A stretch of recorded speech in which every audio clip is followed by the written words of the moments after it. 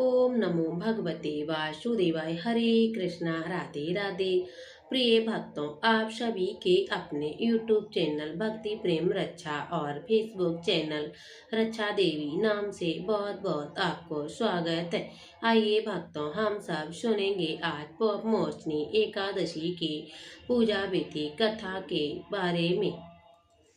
जीवन की यात्रा में जाने अनजाने हम सभी से कुछ ऐसी भूल हो जाती है जिसका भार मन और आत्मा पर बना रहता है। शास्त्रों में एक ऐसा पावन दिन बतलाया गया है जो इन पापों से मुक्ति और आत्मिक शुद्धि का मार्ग खोलता है।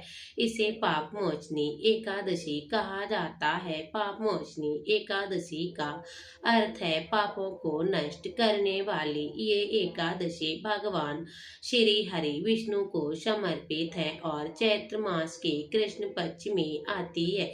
इस दिन श्रद्धा से व्रत और पूजन करने से पुराने पाप नष्ट हो जाते हैं और नकारात्मकता दूर होती और मानसिक व आध्यात्मिक शांति प्राप्त होती है। पाप मोचनी एकादशी का अर्थ है पापों से मुक्ति करने वाली एकादशी। ये व्रत भगवान श्री हरि विष्णु को समर्पित है और चैत्र मास के कृष्ण पक्ष की एकादशी तिथि को रखा जाता है। मानता है इस दिन श्रद्धा और नियम पूर्वक व्रत पूजन कथा करने से जाने में अनजाने में किए गए पाप नष्ट हो जाते और मन शुद्ध हो जाता और आध्यात्मिक उन्नति का मार्ग प्रशस्त होता है। वैदिक पंचांग के अंतिम एकादशी मानी जाती है जो चैत्र मास के नवरात्रि के ठीक पहले आती है। इस दिन झूठ, निंदा और गलत आचरण से बचना विशेष फलदायी होता है। आइए भक्तों, अब हम सब जानते हैं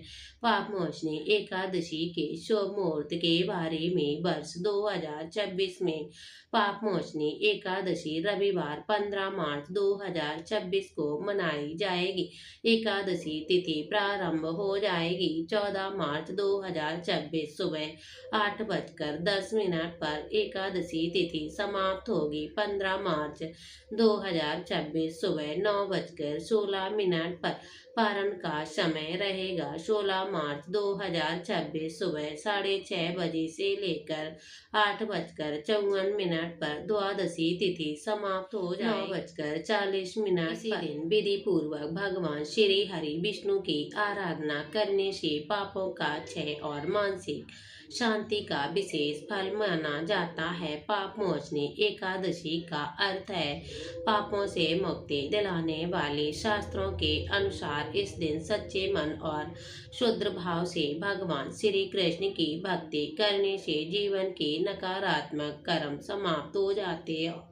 धार्मिक ग्रंथों में वर्णन मिलता है। स्वयं भगवान श्री कृष्ण ने राजा युधिष्ठिर को इस एकादशी का महत्व बतलाया था। मानता है कि पाप मोचनी एकादशी के व्रत अग्नि की तरह कार्य करता है जो जाने अनजाने में किए गए पापों को भस्म कर देता है। विशेष रूप से ये व्रत काम, मोह और आसक्ति से जुड़े दोषों को दूर करने में अत्यंत प्रभावशाली माना गया है। इस दिन पूजा और संयम से मन शुद्ध होता और आत्मिक शांति की प्राप्ति हो जाती है।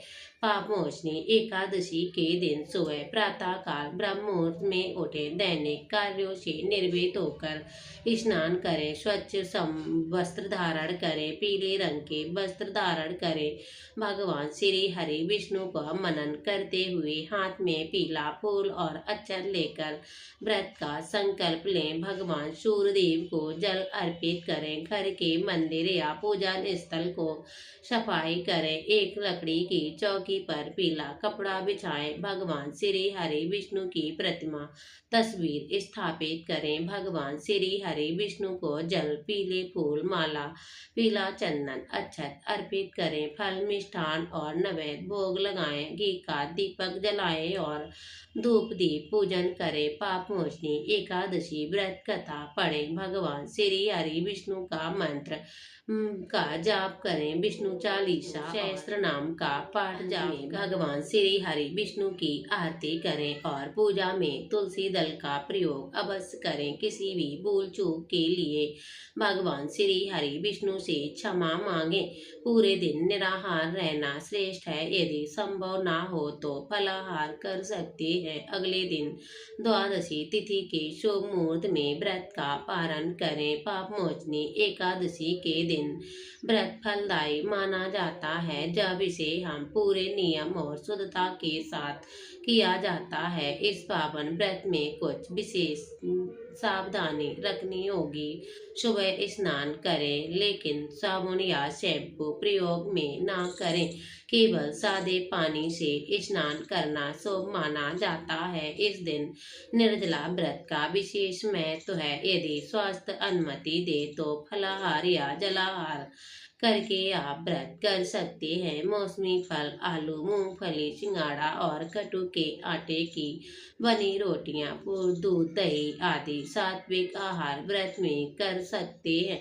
किसी भी प्रकार का तामसिक भोजन नहीं करना चाहिए। कांसे के बर्तन में भोजन ना करें। दूसरे के घर का बना हुआ भोजन प्रसाद ना खाएं। मोचनी एकादशी के व्रत के दिन किसी से क्रोध ना करें, झूठ ना बोले, नकारात्मक विचारों से दूर रखें। पूरे दिन सात्विकता और संयम बनाए रखें। प्रिय भक्तों, ये तो थी संपूर्ण जानकारी पाप मोचनी एकादशी की।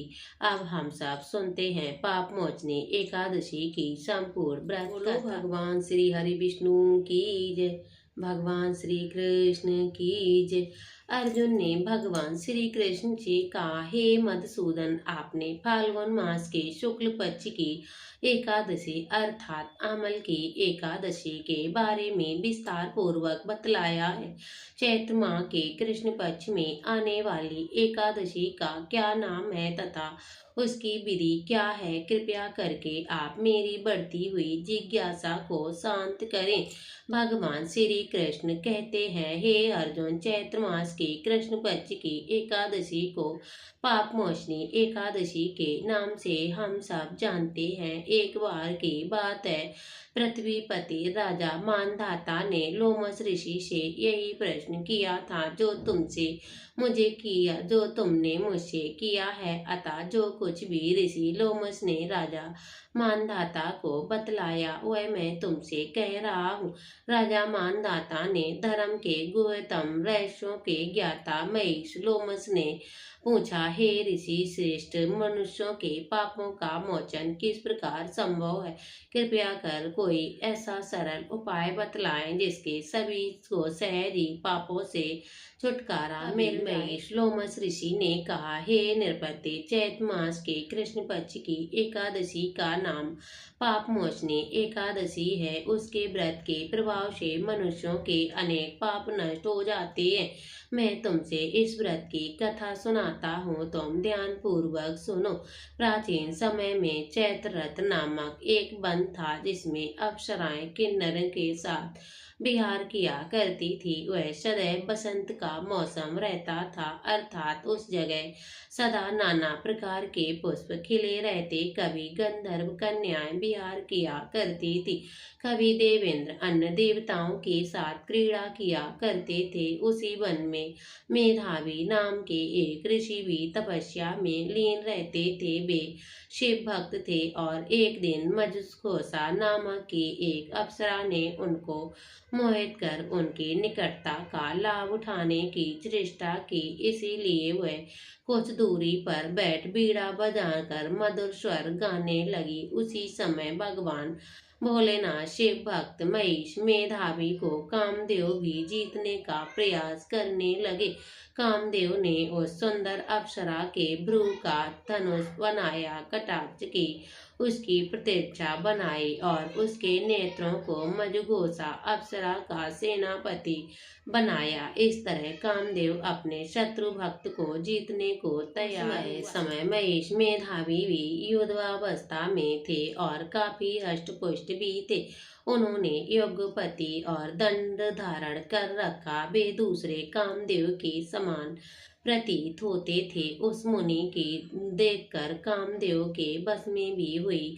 मधुघोषा ने धीरे धीरे मधुर वाणी से बीड़ा पर गायन शुरू किया तो महेश मेधावी भी मधुघोषा के मधुर गाने और तथा उनके सौंदर्य पर मोहित हो गए। और अप्सरा मेधावी मुनि को कामदेव से पीड़ित जानकर उनसे आलिंगन करने लगी। महेश मेधावी उनके सौंदर्य पर मोहित होकर शिव रहस्य को भूल गए और काम के वशीभूत होकर उनके साथ रमण करने लगे। काम के वशीभूत होने के कारण मुनि ने उन समय दिन रात को कुछ भी ज्ञात न रहा और काफी समय तक वे रमण करते रहे। तदुपरांत मंजू घोषा उस मुनि से बोली, हे ऋषवर, अब मुझे बहुत समय हो गया है, अतः स्वर्ग जाने की आज्ञा दीजिए। तब अप्सरा की बात सुनकर ऋषि ने कहा, हे मोहिनी, संध्या को तो आई हो, प्रातः काल होने पर चली जाना। ऋषि के ऐसे वचनों को सुनकर अप्सरा उनके साथ रमण करने लगी। इसी प्रकार साथ बहुत समय बिताया। मंजुघोषा ने एक दिन ऋषि से कहा, हे विप्र, आप मुझे स्वर्ग जाने की आज्ञा दीजिए। मुनि ने इस बार भी वही कहा जो रूप सी, अभी ज्यादा समय व्यतीत नहीं हुआ है, कुछ समय और ठहरो। मुनि की बात सुनकर अप्सरा ने कहा, हे ऋषिवर, आपकी रात तो बहुत लंबी है, आप स्वयं ही सोचिए कि मुझे आपके पास आए कितना समय हो गया है, अब ज्यादा समय तक ठहरना क्या उचित होगा। अप्सरा की बात सुनकर मुनि को समझ का बोध हुआ और वह गंभीरता पूर्वक विचार करने लगे। जब उन्हें समय का ज्ञान हुआ तो उन्हें रमण करते करते 57 वर्ष व्यतीत हो चुके थे। उस अप्सरा को वह काल का रूप समझने लगे। इतना ज्यादा समय भोग विलास में व्यर्थ चला जाने पर उन्हें बड़ा क्रोध आया और वह भयंकर क्रोध में जलते हुए उस तपनाश करने वाली अप्सरा की तरह भ्रुकुटी तान कर देखने लगे और क्रोध से उनके अधर कांपने लगे और इंद्रियां बेकाबू होने। क्रोध से थरथराते स्वर में मुनि ने उस अप्सरा से कहा, उस अप्सरा से कहा, मेरे तप को नष्ट करने वाली दुष्ट, तू महापापिन और बहुत सी दुराचारी, तुझ पर धिक्कार है। अब तू मेरे श्राप से पिशाचनी बन जा। मुनि के क्रोध युक्त श्राप से वह अप्सरा पिशाचनी बन गई। ये देखकर वह व्यथित होकर बोली, हे ऋषिवर, आप मुझ पर क्रोध त्याग कर प्रसन्न होइए और कृपया करके बतलाइए इस श्राप का निवारण किस प्रकार होगा। विद्वानों ने कहा, साधुओं की संगत अच्छा फल देने वाली होती है और आपके साथ तो मेरे बहुत वर्ष व्यतीत हो गए हैं, अतः आप मुझ पर प्रसन्न होइए, अन्यथा लोग कहेंगे कि एक पुष्प आत्मा के साथ रहने पर मंजू घोषा को पिशाचनी बनना पड़ा।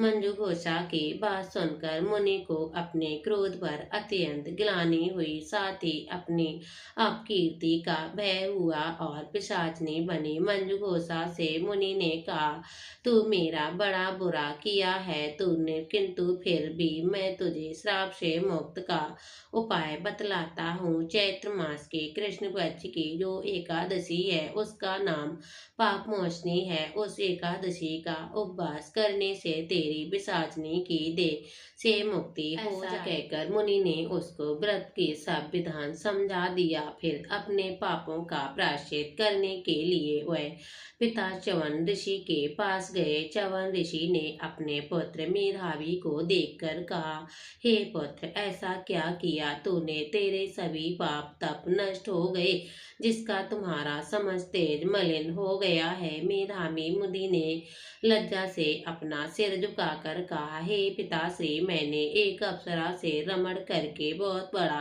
पाप किया है। इसी पाप के कारण संभवतः मेरा सारा तेज और मेरे तप नष्ट हो गए हैं। कृपया करके आप इस पाप से छूटने का उपाय बतलाइए। तभी ऋषि ने कहा, हे पुत्र, तुम चैत मास के कृष्ण पक्ष की पाप मोचनी एकादशी का व्रत विधि विधान से भक्ति पूर्वक उपवास करो और तुम्हारे सभी पाप नष्ट हो जाएंगे। अपने पिता च्यवन ऋषि की वचनों को सुनकर मेधावी मुनि पाप मोचनी एकादशी का विधि पूर्वक व्रत किया और उनके प्रभाव से उनके सभी पाप नष्ट हो गए। मंजू घोषा अप्सरा भी पाप मोचनी एकादशी का उपवास करने से पिशाचिनी देह को छूट गई और पुनः अपना सुंदर रूप धारण कर स्वर्गलोक को चली गई। लोमस मुनि ने कहा, हे राजन, इस पाप मोचनी एकादशी के प्रभाव से समस्त पाप नष्ट हो जाते हैं। इस एकादशी की कथा के श्रवण से, पठन से 1000 गौदान करने का फल प्राप्त होता है। इस उपवास के करने से ब्रह्म हत्या करने वाले, स्वर्ण चुराने वाले, मदपान करने वाले, अग्नि गमन करने वाले आदि भयंकर पाप भी नष्ट हो जाते और अंत में स्वर्ग की प्राप्ति। कथा संपूर्ण हुई तो प्रेम से बोलिए भगवान लक्ष्मी नारायण भगवान की जय हो। अच्युतम केशवम राम नारायणम जानकी दामोदरम वासुदेवम हरे श्रीधरं माधवं गोपिकावल्लभं श्रीजानकीनायकं श्रीरामचन्द्रं भजे।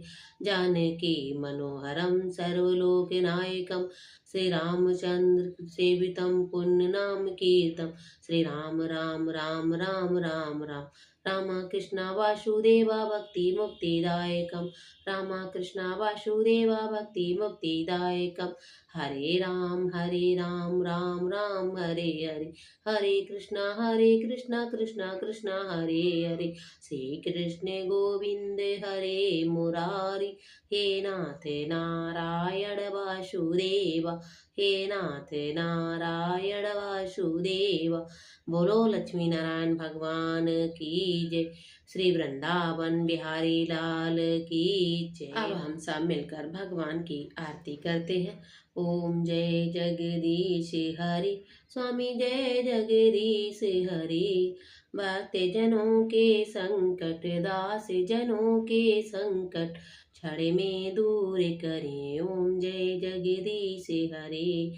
मात पिता तुम मेरे, शरण गो में किसकी।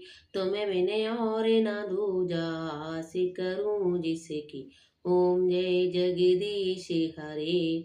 तुम पूरन परमात्मा, तुम्हें अंतर्यामी, पार ब्रह्म परमेश्वर, तुम सबके स्वामी। ओम जय जगदीश हरे। तुम करुणा के सागर, तुम पालन करता, मैं मूर्ख खल खामी, कृपा करो वरता। ओम जय जगदीश हरे। तुम हो एक अगोचर, सबके प्राणपति, किस विध मिलूं दया में, तुमको मैं कुमति। ओम जय जगदीश हरे।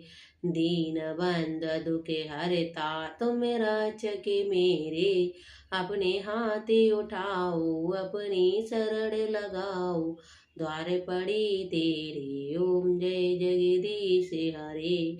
विषय विकार मिटाओ, पापे हरो देवा, श्रद्धा भक्ति बढ़ाओ, संतन की सेवा। ओम जय जगदीश हरे। तन मन धन सुख संपत सब कुछ है तेरा, तेरा तुझको अर्पण क्या लागे मेरा। ओम जय जगदीश हरे। हरे हर जी की आरती जो कोई नर गावे, कहते शिवानंद स्वामी, भजते हरिहर स्वामी, सुख संपत्ति पावे। ओम जय जगदीश हरे। स्वामी जय जगदीश हरे। बोलो भगवान श्री हरि विष्णु की। कर्पूर गौरम करुणावतारम संसार सारम भुजगेन्द्रहारम सदा वसन्त्यं हृदयारविन्दे। भवं भवानी शतं नमामि, तुम्ही हो माता शब्दा तुम्ही हो बंधु शका तुम्ही हो विद्या द्रवम त्वमेव सर्वम मम देव देवा त्वमेव सर्वम मम देव देवा। बोलो लक्ष्मी नारायण भगवान की जय, वृंदावन बिहारी लाल की जय, गोपाल कृष्ण भगवान की जय, भगवान श्री द्वारकाधीश की जय, बाल कृष्ण लाल की जय।